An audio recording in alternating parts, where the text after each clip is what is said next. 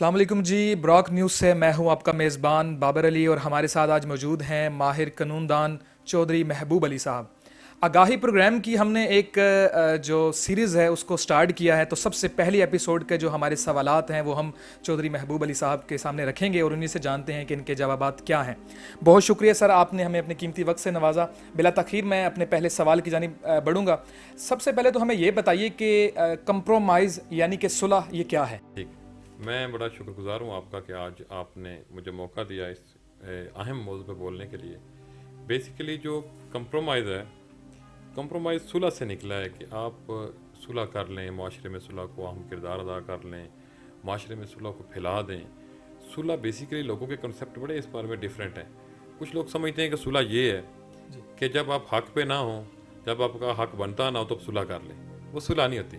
Basically صلح یہ ہے جب آپ کا کوئی حق بنتا ہے، جب آپ کے ساتھ کوئی زیادتی ہوئی ہے، جب آپ اگریوڈ پارٹی ہیں، تب آپ ایک قدم پیچھے ہٹ جائیں۔ آپ صلح کے لیے، اللہ کی رضا کے لیے، خوشنودی خدا کے لیے آپ صلح کر لیں، وہ ہوتی ہے صلح۔ جب آپ کا حق بنتا نہیں ہے، یا مطلب آپ کا بنتا ہی کچھ نہیں ہے، یا آپ اگریوڈ نہیں ہے، یا آپ کے معاملے میں آپ کا کسی نے حق چھینا نہیں ہے، تو وہ صلح نہیں ہوگی۔ وہ بھی ایک اچھی مثال ہے کہ آپ راضی نامہ کر لیں، لیکن صلح بیسیکلی وہ ہے جب آپ اگریوڈ ہوں، آپ کے ساتھ زیادتی ہو، آپ کا حق چھینا گیا ہو، تب آپ اس کے لیے پیچھے ہوں، وہ ہوتی ہے صلح۔ ٹھیک ہے، تو سر اس کا جو اسلامک نظریہ ہے وہ کیا ہے؟ صلح کا اسلامی نظریہ؟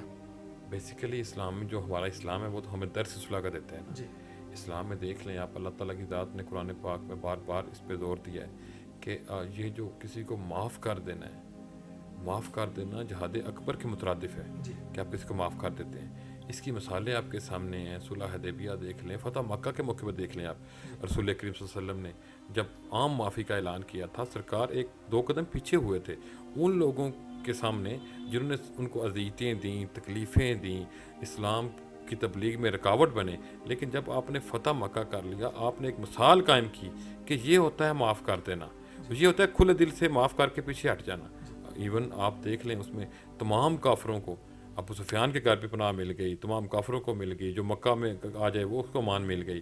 تو دیٹ واز دا اسپرٹ۔ اسلام تو ہر چیز میں کہتا ہے کہ آپ صلح کریں، آپ صلح کریں۔ اس سے معاشرے میں عدم استحکام جو معاشرے میں ہوتا ہے وہ ختم ہو جاتا ہے، مستحکم معاشرے ہوتے ہیں اور اعتدال آ جاتا ہے اس میں، کیونکہ معاف کرنا ایک جو ہے اس کا اجر بھی بہت بڑا ہے۔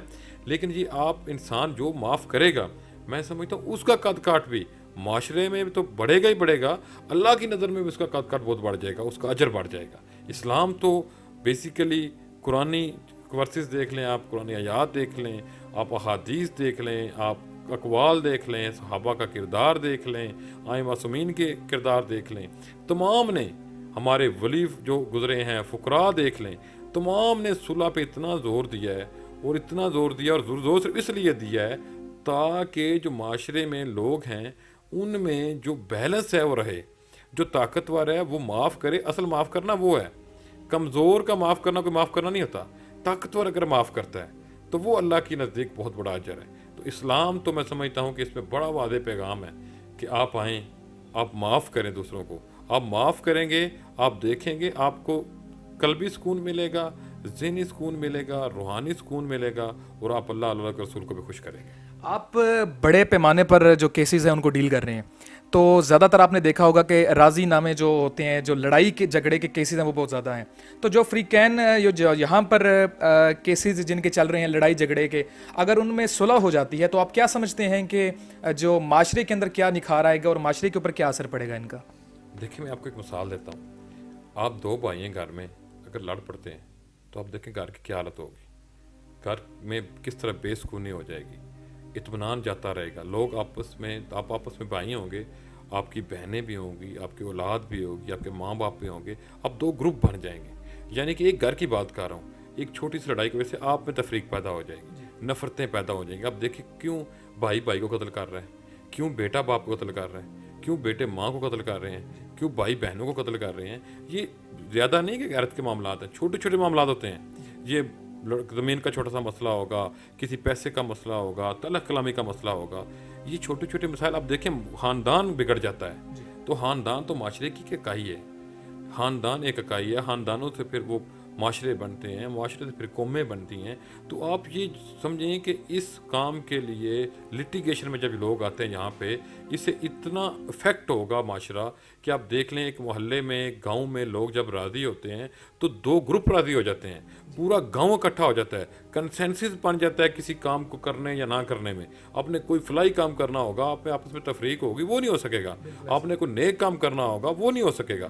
تو کوئی بھی دنیا کا کام ہے, اس میں سب سے جو پہلی اسینشیل انگریڈینٹ ہے ان میں وہ پہلا یہ ہے کہ آپ کو کسی مسئلے پہ کنسنسس کر کے یونینیمس اوپینین اپنی قائم کرنی ہوتی ہے. وہ تب قائم ہوتا ہے جب صلح ہوگی. تو اگر لٹیگیشن یہ جو چل رہی ہے, اگر اس میں صلح ہوگی تو آپ سوچیں کہ اس معاشرے میں کتنا جو توازن آئے گا, کتنا ہم جو سوچیں, ہم جو توانائیاں ہم صرف کر رہے ہیں ان لڑائی جھگڑوں میں, ان آپس میں ایک دوسرے کو گرانے میں, اپنی انا کی جنگ لڑ رہے ہیں, وہ توانائیاں ہم فلاح کی طرف صرف کریں گے تو معاشرے میں دیکھنا مطلب وہ ایک پازیٹیو چینج آئے گی, جس سے معاشرہ انشاءاللہ بفضل خدا جس طرح ویسٹرن کنٹریز ہیں اس طرح یہ چیزیں بہتر ہوں گی. اور جو ہمارا کنسیپٹ ہے اسلام کا, جو ہمارا کنسیپٹ ہے دین کا, جو ہمارا کنسیپٹ ہے میں سمجھتا ہوں اس ملک کو بنانے کا, بابا قوم کا, وہ بھی یہی ہے کہ ہم اکٹھے ہو کے متحد ہو کے دیکھ لیں. اس میں ایک جو بابا جی نے فرمایا تھا کہ اس میں ایمان, اتحاد اور نظم ہے, تو اتحاد بہت ضروری ہے. اتحاد تب یہ آئے گا جب آپ صلح کریں گے, جب آپ ایک دوسرے سے اکٹھے ہوں گے, آپ بیٹھ کے مشاورت کریں گے, کسی معاملے کی طے پہنچیں گے اور اس کا حل نکالیں گے.